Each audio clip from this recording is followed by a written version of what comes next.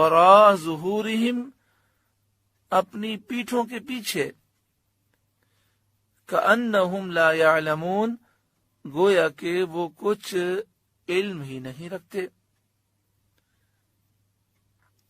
یعنی اس کتاب کی طرف انہوں نے بالکل توجہ نہ کی۔ حضرت سفیان ارشاد فرماتے ہیں کہ یہودیوں نے توریت کو ریشمی غلافوں میں اور سونے چاندی سے مزین کر کے رکھ لیا اور ان کے احکامات کو انہوں نے نہ مانا۔ تو قرآن مجید فقان حمید فرماتا ہے کہ انہوں نے کتاب اللہ کو اپنی پیٹھ کے پیچھے پھینک دیا۔ ذرا اس بات پر تھوڑی دیر غور کریں، تھوڑا سوچیں کہ انہوں نے توریت کو اٹھا کر نہیں پھینکا تھا، بلکہ انہوں نے توریت کو ریشمی غلافوں میں اور سونے چاندی سے مزین کر کے رکھ لیا تھا، لیکن جب توریت کے احکام کو مانتے نہیں تھے تو قرآن فرماتا ہے کہ انہوں نے اللہ کی کتاب کو پیٹھ کے پیچھے پھینک دیا۔ اگر آج کا ایک مسلمان کہلانے کے باوجود اس کے سامنے جب قرآن کی بات کی جائے تو وہ اگر قرآن کے کسی حکم کا انکار کر دے تو وہ نام کا مسلمان ہے، قرآن کے حکم کا انکار کرنے کے بعد وہ مسلمان باقی نہیں رہتا۔ آج کتنا افسوس ہے کہ آج مسلمانوں نے قرآن پاک کو چھوڑ دیا، نہ پڑھتے ہیں، نہ سمجھتے ہیں، نہ عمل کرتے ہیں، بلکہ کئی موقعوں پر قرآن کے حکم کو ٹھکرا دیتے ہیں، کہتے ہیں ہماری تہذیب، ہمارے رسم و رواج، بلکہ بسا اوقات قرآن کے سامنے وہ ملکی قوانین لاتے ہیں۔ تو یاد رکھیے اللہ کی کتاب کے سامنے ملکی قوانین کی کوئی حیثیت نہیں۔ اگر ملکی قانون قرآن کے خلاف ہے، حدیث کے خلاف ہے، تو اسے بدلنا ضروری ہے اور قرآن و حدیث پر عمل کرنا ضروری ہے۔ ان آیات سے معلوم ہوتا ہے کہ یہودیوں کے 4 فرقے تھے۔ جو پچھلی آیات گزری اور اب تک ہم نے بنی اسرائیل کے متعلق جو کچھ سنا، اس سے معلوم ہوتا ہے کہ یہودیوں میں 4 گروہ بن گئے تھے۔ ایک توریت پر ایمان لایا اور اس نے اس کے حقوق بھی ادا کیے۔ یہ مومنین اہل کتاب ہیں، ان کی تعداد تھوڑی ہے۔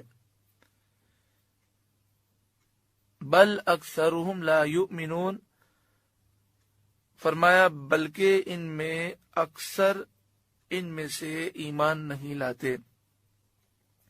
تو معلوم ہوا اکثر ایمان نہیں لاتے، تھوڑے سے ایمان لاتے ہیں۔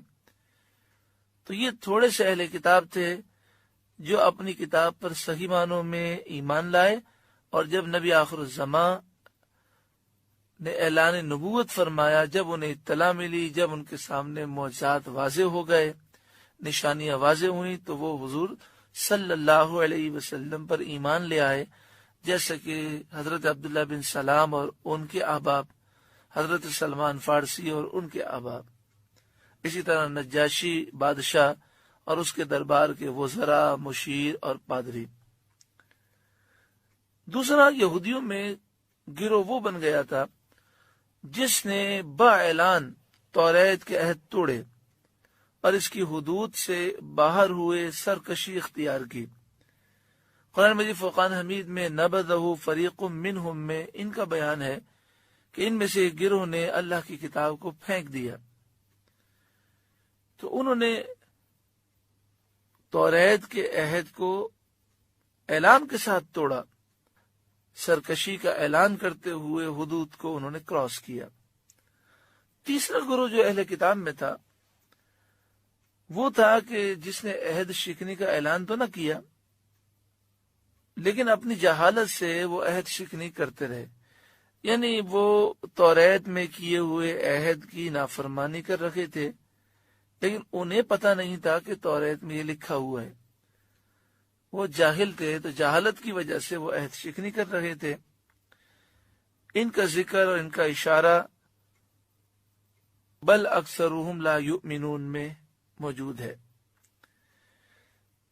چوتھا گروہ جس نے ظاہری طور پر تو عہد مانے اور باطن میں انہوں نے بغاوت کی اور دشمنی سے مخالفت کرتے رہے اور تسنن سے جاہل بنتے رہے، یعنی جانتے سب کچھ تھے لیکن ظاہر یہ کرتے تھے کہ ہمیں تو کچھ پتہ ہی نہیں ہے۔ ان کا جو ذکر ہے کأنہم لا یعلمون میں ہے، گویا کہ وہ کچھ علم ہی نہیں رکھتے۔ اللہ تبارک و تعالی ہر مسلمان کو گمراہی سے بچائے، اور جس تیزی کے ساتھ لادینیت پھیلتی جا رہی ہے، جس تیزی کے ساتھ لوگ حق کو چھوڑ کر باطل کی طرف جا رہے ہیں، دعا فرمائے اللہ تعالی ہمیں بھی، ہماری اولاد و نسلوں کو ایمان کی سلامتی عطا فرمائے اور گمراہی سے محفوظ فرمائے۔ ان آیتوں میں یہ ذکر تھا کہ اہل کتاب نے اللہ کی کتاب کو اپنی پیٹھ کے پیچھے پھینک دیا، یعنی نہ پڑھتے تھے، نہ سمجھتے تھے، نہ عمل کرتے تھے، بلکہ اس کے احکام بھی نہیں مانتے تھے۔